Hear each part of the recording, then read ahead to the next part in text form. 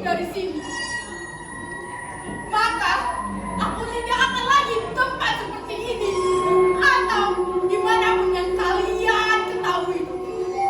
Sebentar lagi aku akan menempuh sebuah perjalanan.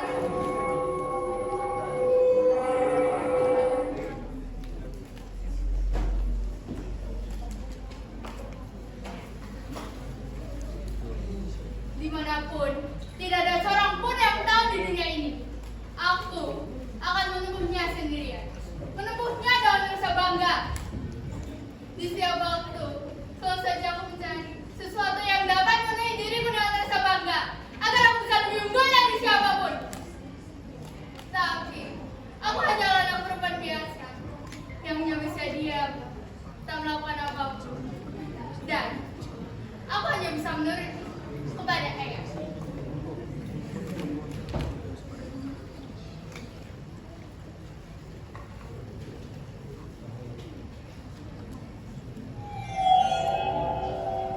Aku adalah seorang perempuan biasa dan sederhana, di mana setiap orang yang aku kenal dan yang hanya aku temui, mereka hanya mampu mengorbankan hasrat yang ada di dalam diriku.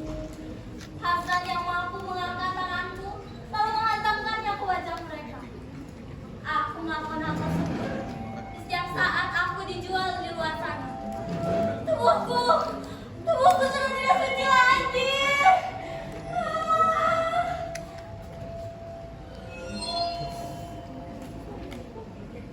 Ayahku adalah seorang petani yang miskin. Ayah tak bisa membaca dan menulis. Ayahku begitu sedikit pengetahuan hidupnya.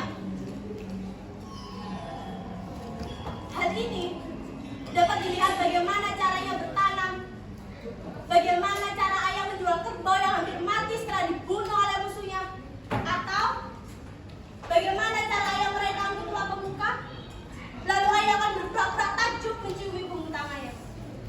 Bagaimana cara ayah berlari, berkutat dengan tetangga. Karena ayahku suka sekali mencuri hasil panen yang telah matang di ladang.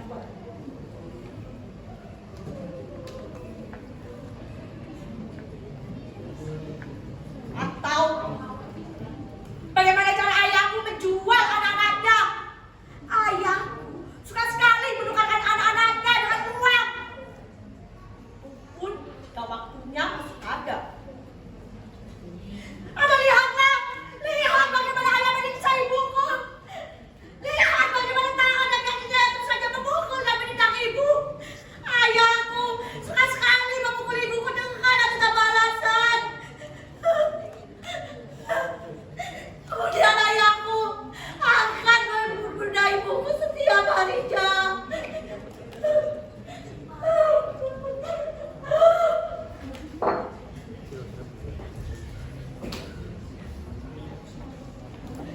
Ayah melakukannya setiap hari.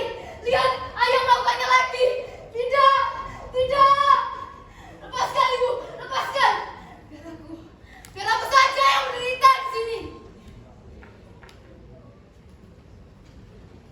Apakah seseorang seperti dia pantas disebut sebagai ayah? Mukul, menendang, menyiksa bukan anak perempuannya. Begitu menjijikannya kah seorang perempuan di matanya?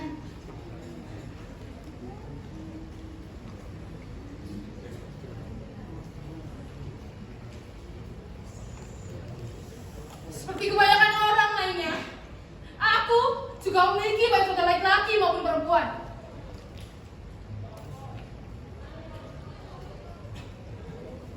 Setiap malam, kami akan tidur tergeletak di lantai, saling berhimpitan, bagaikan ayah sudah berkembang biak. Sementara itu, lihatlah ayah dan ibuku. Lihat, mereka memiliki ruangannya sendiri. Ruangan yang paling dekat dengan tubuhku, ruangan yang paling hangat dan nyaman untuk mereka tiduri.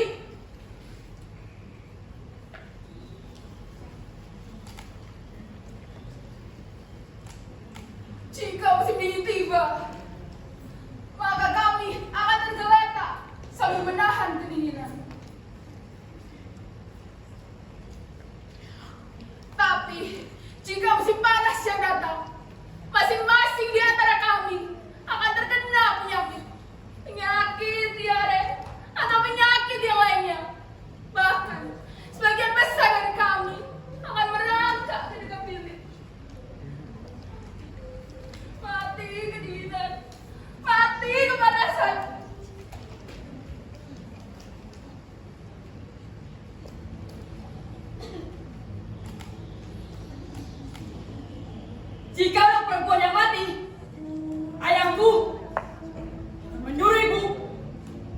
kakinya.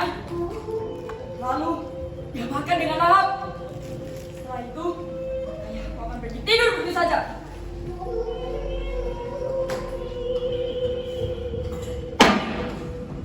Jika ada laki-lakinya yang mati, ayahku akan terlebih dahulu untuk memukuli ibuku. Kemudian, ayahku akan menyuruh ibu untuk membasuh bersih kakinya, bahkan memijat baunya. Sementara itu, ayahku masih makan dengan lahap. Dengan begitu pun, ayahku tetap tidur, tidur, dan tidur lagi. Besar pengangguran. Tapi, tidak, tidak, ini tidak adil. Aku tidak akan membiarkan ayahku untuk menyiksa ibuku terus-menerus. Apa yang aku harus lakukan untuk membebaskan ibuku dari penyiksaan ini?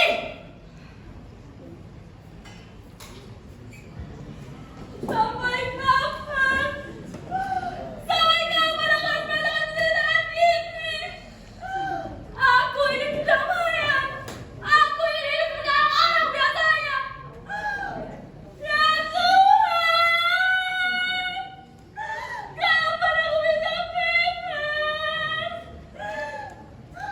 Tapi aku sadar, itu semua hanya hayal belaka. Hidupku selalu dikelilingi orang-orang yang tidak memiliki hati nurani. Hidup yang aneh.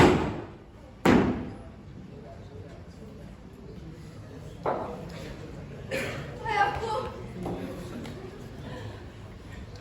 dia tidak akan pernah pergi tidur belum menghabiskan makan malamnya terlebih dahulu.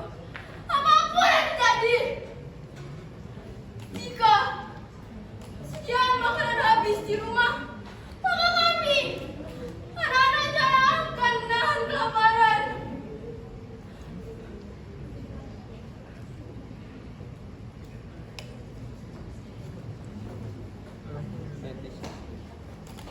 Tapi tidak dengan ayah. Ayah selalu memiliki makanannya sendiri. Sedangkan ibu juga memiliki makanannya sendiri. Namun, ibu pintar dalam menyembunyikan makanannya. Ibu menyembunyikan di dasar tungku. Dan ketika malam telah tiba, ibu memakannya sembunyi-sembunyi. Ibu memakannya dengan lahap. Pernah suatu saat, aku meminta kepada ibu, "Maaf, Bu, apakah aku boleh minta sedikit saja? Aku lapar, Bu." Apain kamu?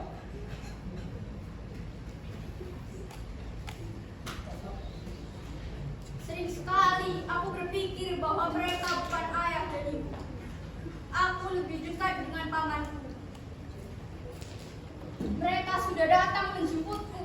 Mereka akan menghukumku sampai mati. Bukan karena aku telah membunuh seorang, tetapi karena mereka takut membiarkanku hidup.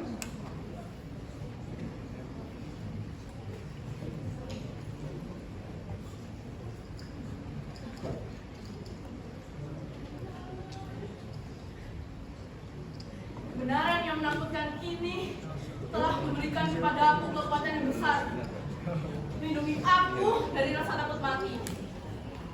Aku tak takut apa-apa, karena selama hidup ini adalah keinginan dan harapan, ketakutan kita yang memperbudak kita. Kebebasan yang aku nikmati sebagai anak perempuan biasa saja.